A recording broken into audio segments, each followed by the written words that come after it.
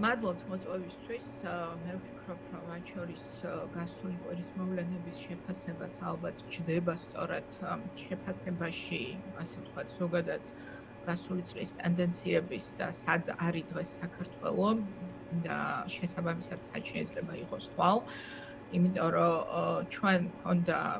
ძალიან მოკლედ რო შევაფასოთ, საქართველოს ჰქონდა ძალიან წარუმატებელი წელიწადი, როგორც ქვეყანას. ჩვენ ამ ერთი წლის მანძილზე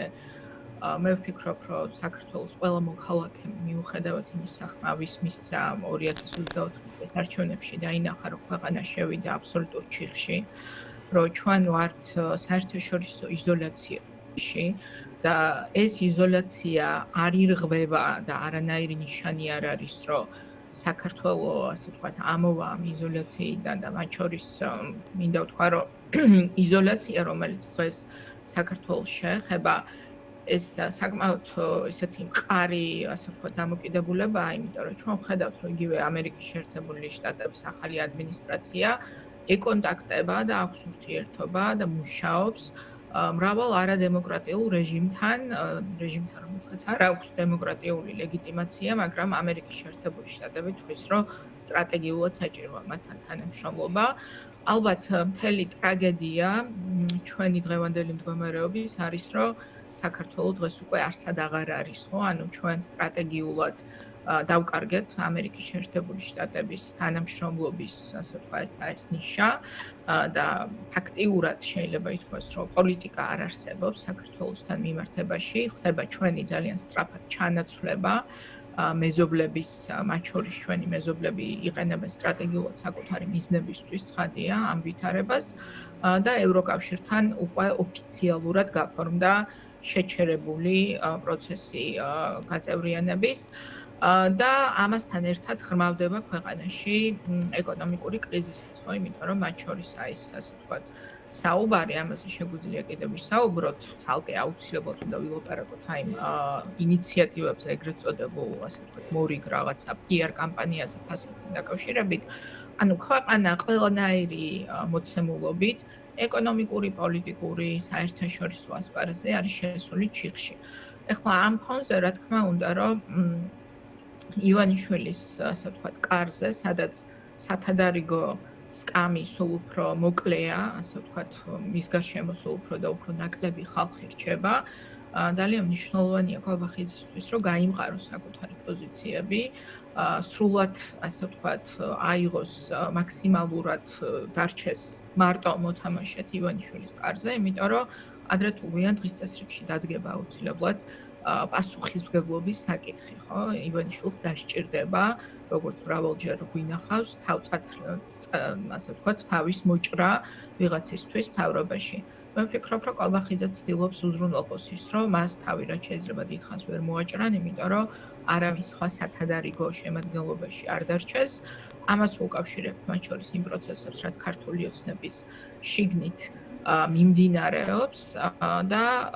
ეს ყველაფერი, რა თქმა უნდა, დამატებით აზიანებს ქართულ ოცნებას, იმიტომ რომ ჩვენ წლებია ვლაპარაკობთ, რომ ეს არის ყველაზე კორუმპირებული ხელისუფლება, რომელიც ჩვენს ქვეყანას ყავდა, დღეს ამას უკვე ადასტურებს თავად ხელისუფლება. რაც შეეხება, ასე ვთქვათ, ბაჩუ ახალაიას კომპონენტს, აქაც ვფიქრობ, რომ ძალიან ნათელია ბაჩუ ახალაიასგან მე ხლა არ შევალ განსჯაში რადო და როგორ წლების მანძილზე იყო შექმნილი გარკვეული, ასე ვთქვათ, ტრის ხატი და ხელისუფლებას როგორც ჩანს დღეს სჭირდება მათ შორის საკუთარი რეპრესიული, ასე ვთქვათ, პოლიტიკის გასამყარებლად გამოგორება აი ამ ერთგვარი ტრის ხატის თავიდან, უკვე მე რამდენჯერ არ ვიცი, გასული 14 წლის მანძილზე და ეს ყველაფერი აჩვენებს იმას, რომ პოზიტიური დღის წესრიგით, ხალხისთვის სასიკეთო დღის წესრიგით არც აქვს რესურსი ამ ხელისუფლებას, რომ არანაირი პოლიტიკა წარმართოს და არც აპირებს ყოველ შემთხვევაში მე ასე ვკითხულობ იმ ყველაფერს, რაც დღეს ხდება ხელისუფლების წიაღში და ჩვენს ქვეყანაში, რომ ჩვენ წინ გვხვდება დიდი ბრძოლა და კიდე ძალიან ბევრი გამოწვევა. კი ბატონო. და ქალბატონ სალომე მთავარი, ანუ აი როგორი უნდა იყოს ესე დავსვამდი კითხვას 2026 წელი, რა გამოცდილება უნდა მივიღოთ ჩვენ? აი მათ შორის იმ ადამიანებმა, ვინც ივანიშვილის წინააღმდეგ იბრძვის, განსაკუთრებით აი ეს ბოლო 1 წელი. ხო, რა არის შესაძლებელი, რა არის საჭირო, რომ 2026 წელს უფრო მეტად დაუახლოვდეს საზოგადოება იმ მიზანს, რაც არის ივანიშვილის ხელისუფლებიდან გასტუმრება და ნორმალური არ ვიცი, ცივილური, დემოკრატიული ქვეყნის შექმნა, ევროპულ რელსებზე დაბრუნება და ასე შემდეგ. აი ჩვენ რა უნდა ვისწავლოთ აი ამ ბოლო 1 წლიდან? ხო, მე ვფიქრობ, რომ საზოგადოება, ჩემი აზრი არის ეს პირადად, როგორც ერთი მოქალაქის ადამიანის, რომელიც მრავალი წელიწადია ებრძვის ამ რეჟიმს, ჩემი მოსაზრება და ჩემი შეფასება არის, რომ ჩვენ უნდა ვისწავლოთ ალბათ ცოტა მეტი რაციონალიზმი, პრაგმატიზმი და ცოტა უკეთ დაგეგმვა საკუთარი წინააღმდეგობის და წინააღმდეგობრივი მოქმედების ამ რეჟიმთან მიმართებაში. ნაკლები თავის მოტყუება, მათ შორის არის ადამიანურად მესმის, რომ ძალიან ხშირად ადამიანებს სურთ რაღაცა წარსულის ანალოგიებით, რაღაცა შექმნან აწყო და შექმნან ის პროცესი, რომლითაც რეჟიმს ებრძვიან. აქ ვფიქრობ, რომ ჩვენ უნდა ცოტა უფრო პრაგმატულად შევხედოთ პროცესს. მე პირდაპირ გეტყვით, რომ ყველაზე დიდ შეცდომად მიმაჩნია გასული წლის ეგრეთ წოდებული საარჩევნო ბოიკოტის გამოცხადება. მე ვფიქრობ, დღესაც და ვერაფერს ვერ ვხედავ, რომ აზრი შევცვალო ამაზე, რომ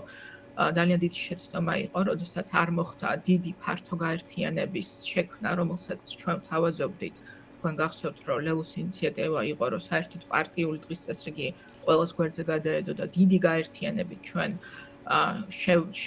ბრძოლა გაგვემართა, ასე ვთქვათ, კაპიტალური ბრძოლა ივანიშვილის წინააღმდეგ თბილისის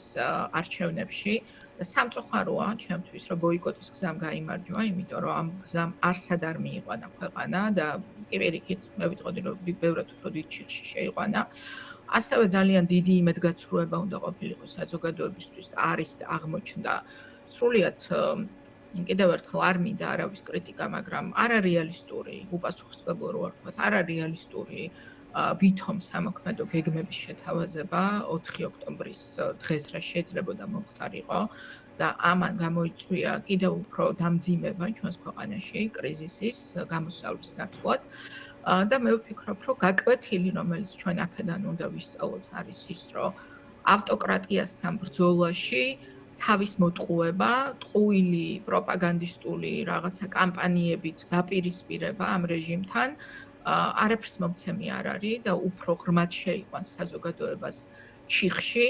ჩვენ განსხვავება ჩვენს და ამ რეჟიმს შორის რაც უნდა იყოს, არის ის, რომ ჩვენ უნდა ვიყოთ პირნათელი საკუთარ ხალხთან და სიმართლე უნდა ვუთხრათ ხალხს, მათ შორის ამ ბრძოლასთან დაკავშირებით. როდესაც საჭიროა უნდა ვუთხრათ, რომ გვესმის, რომ რაღაცა შეიძლება ვიღაცას არ ისჯერა, რომ რაღაც სიტყვაზე მაგალითად არჩევნებში მონაწილეობას აზრი აქვს, მაგრამ როდესაც უკეთესი ალტერნატივა არ არსებობს, უნდა ავუხსნათ საზოგადოებას უკეთესად რა არის მათ წინაშე მდგარი ამ არჩევანი და რა არჩევანს რა მოყვება, ხო, შესაბამისად, მეტი გულწრფელობა, მეტი გახსნილობა საზოგადოებასთან და ვფიქრობ, რომ ცოტა მე ვუსურვებდი ყველას რაღაცა ნაკლებ ეგოიზმს, იმიტომ რომ რაღაცა ძალიან ბევრი ეგოებია, მათ შორის რაღაც პოლიტიკურ სპექტრში ვხედავთ, რომ ძალიან ბევრი ხალხი რაღაცა ეგო აქვს ძალიან დიდი. ოღონდ ამ ეგოს უკან არ დგას არანაირი შესაძლებლობები, რომ რაიმე რეალობა გადატახოს და ცოტა უფრო მეტ რეალიზმს ვუსურვებდი საერთოდ ამ ბრძოლაში ჩართულ ადამიანებს, რომ ადეკვატურად შევაფასოთ ხოლმე საკუთარი შესაძლებლობებიც, ისიც რა შეიძლება ჩვენ მივაღწიოთ ერთობლივი ბრძოლით და მოწინააღმდეგეც უფრო ადეკვატურად შევაფასოთ, იმიტომ რომ მათ შორის ძალიან ხშირად გვესმის ძალიან მე ვიტყოდი მიამიტური რაღაცა ანალიზი იმასთან დაკავშირებით, თუ რასთან გვაქვს ჩვენ საქმე ივანიშვილის რეჟიმის სახით და ეს რეჟიმი არ არის ანალოგიის გავლება ამ რეჟიმს და რაიმე სხვა მოცემულობას შორის ჩვენს პოლიტიკურ ისტორიაში საკმაოდ რთულია, იმიტომ რომ ისტორია არ მეორდება არასდროს და თუ მეორდება როგორც ფარსი, ასე რომ ვფიქრობ მეტი რეალიზმი უნდა ვუსურვოთ სიმტკიცესთან ერთად საკუთარ თავს ამ ბრძოლაში მომავალი წლისთვის და მე დარწმუნებული ვარ, რომ ამ შემთხვევაში ჩვენი გამარჯვება იქნება გარდაუვალი, თუ იქნება მეტი სისტემატიურობა, მეტი რეალიზმი, მეტი სოლიდარობა ერთმანეთის მიმართ, მეტი პატივისცემა და ცოტა ნაკლები აღტკინება საკუთარი შესაძლებლობებით, რომელიც ხშირად ცდება რეალობას, მეტი რეალიზმი, ეს შემიძლია უსურვო ყველა სამბრძოლოში. კი ბატონო, და ბოლო კითხვას დაგისვამთ, ქალბატონ სალომე, აი თქვენ ახსენეთ ინტერვიუს დასაწყისში, როდესაც ახსენეთ, ახალი კამპანია არისო, რაღაცა სოციალურ პრობლემებზე ხელისუფლების მხრიდან ყურადღების გამახვილება, გულისხმობ რაღაცა კობახიძის გამოჩენას, აი ამ შეწუხებული ფასპროდუქტების ფასების ფონზე და მდინარაძის უწყების მიერ დაწყებულ გამოძიებას. რას ემსახურება ეს ყველაფერი თქვენი აზრით? და ზოგადად აი არ ვიცი აი რაღაცა რჩება თუ არა ესეთ განსხვავება რომ რაღაცისთვის ემზადება ქართული ოცნება თუ აი რა სტრატეგია თითქოს ახალი ხელწერის შემოტანა მათ მიერ მართვის მოდელში გულისხმობ რაღაცა კორუფციასთან ეს გაჩაღებული ბრძოლა ყოფილით არაგუნდელების წინააღმდეგ ფასებით შეწუხებულები და ასე შემდეგ. მარტივია რეალურად ნებისმიერი ავტოკრატიული რეჟიმი ჩვენ ახლა ვართ სისტემაში სადაც მიმდინარეობს ავტოკრატიული პოლიტიკური სისტემის გამყარება, ხო? ანუ გამყარება საკმაოდ მე ვიტყოდი ფორსირებული, ასე ვთქვათ, გზით. ავტოკრატიული სისტემა ემყარება მტრის ხატის ცნებას. მტრის ხატი არის საჭირო ყველაფრისთვის, იმისთვის, რომ არ ვიცი, საკუთარი მომხრეები დაარაზმონ, იმისთვის, რომ საზოგადოებას გასცენ მარტივი, პოპულისტური პასუხი ვინ არის დამნაშავე და ამითი არის დაკავებული ქართული ოცნება უკვე დიდი ხანია, ხო? იმიტომ რომ იგივე მაგალითად ეგრეთ წოდებული ყბადაღებული მოგონილი სისულელე პროპაგანდა უმის პარტიასთან და რაღაცა მერე ეს გადაიქცა რაღაც გლობალური შეთქმულებების რაღაცა ასე ვთქვათ მთელი ეს აქვს ხო ხაზი პროპაგანდისტური ეს არის სწორედ ავტოკრატიული რეჟიმის ხაზი მტრის ხატის შექმნის და აქაური მოწინააღმდეგე ფრონტის იქნება ეს არასამთავრობო ორგანიზაციები თუ დემოკრატიული ოპოზიცია მონათლა როგორც ასე ვთქვათ აგენტების ეს იყო ძალიან სერიოზული PR აქცია მტრის ხატის შექმნის ეს გრძელდება ეხლა მტრის ხატის შექმნის მცდელობის მათ შორის სისტემის შიგნით ეგრეთ წოდებული ვითომ კორუფციასთან ბრძოლა და ნუ ახლა დაცინვა არის ხალხის ამ რეჟიმის მხრიდან, რომელიც მთლიანად თავიდან ბოლომდე ერთი დიდი კორუფციული სქემა არის ბიძინა ივანიშვილის სათავეში, საუბარი კორუფციასთან ბრძოლაზე, ხო? მაგრამ აქაც შიდა მტრის ხატების შექმნაც ხდება, რომ აი ცუდი ეს ხელისუფლება იმიტომ კი არისო, რომ ცუდი არის თავის შინაარსით ავტოკრატიული, არაკომპეტენტური და ასე ვთქვათ კორუმპირებული, არამედ აი ვიღაცეები იყვნენ კონკრეტული ხალხი, ვინც იყვნენ ცუდები და დანარჩენი კარგი, ანუ მტრის ხატის შექმნის შიგნით და როდესაც ისინი ხედავენ, რომ საზოგადოება ცხოვრობს მართლა გაუსაძლის პირობებში, როდესაც ჩვენი პრობლემა რა არის? ფასები გლობალურად იზრდება მსოფლიოში ყველაფერზე, მაგრამ საქართველოს, რომელიც არის განუვითარებელი ქვეყანა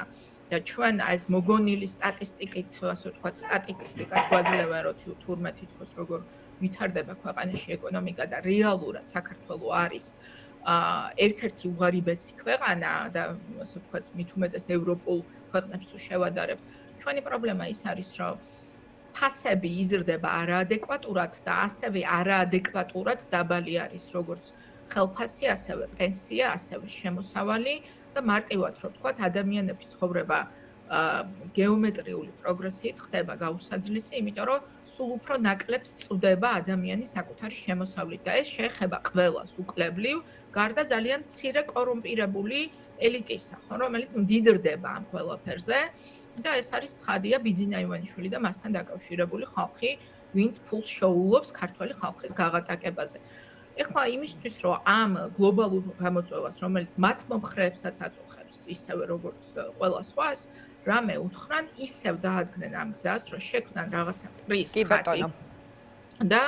რეალურად სიმართლის თქმის ნაცვლად, რომ არასწორი ეკონომიკური პოლიტიკის შედეგად, არასწორი ფინანსური პოლიტიკის შედეგად, იმიტომ რომ გადასახადები საქართველოში ერთ-ერთი ყველაზე მაღალი არის საბაზისო მოხმარების ასე ვთქვათ, პროდუქციაზე და ეს ფული მიდის პირდაპირ კორუფციაში, იმიტომ რომ შეხედეთ, რაში ხარჯავს მთავრობა ფულს პენსიას ხო არ ზრდის 1000 ლარამდე, რაც იყო ჩვენი შეთავაზება და აბსოლუტურად რეალისტური, არამედ მე-1000-ჯერ, არ ვიცი, უკვე ხდება განახლება ჩინოვნიკების ავტოპარკის, მათი კაბინეტების გარემონტება და აი ამ ყველაფერში რომ ხარჯავს ფული ძარცვავენ ხალხს, მათ შორის მაღალი გადასახადები და იმის ნაცვლად რომ ეს გადასახადები შეამცირონ, ერთადერთი რაც მთავრობა შეუძლია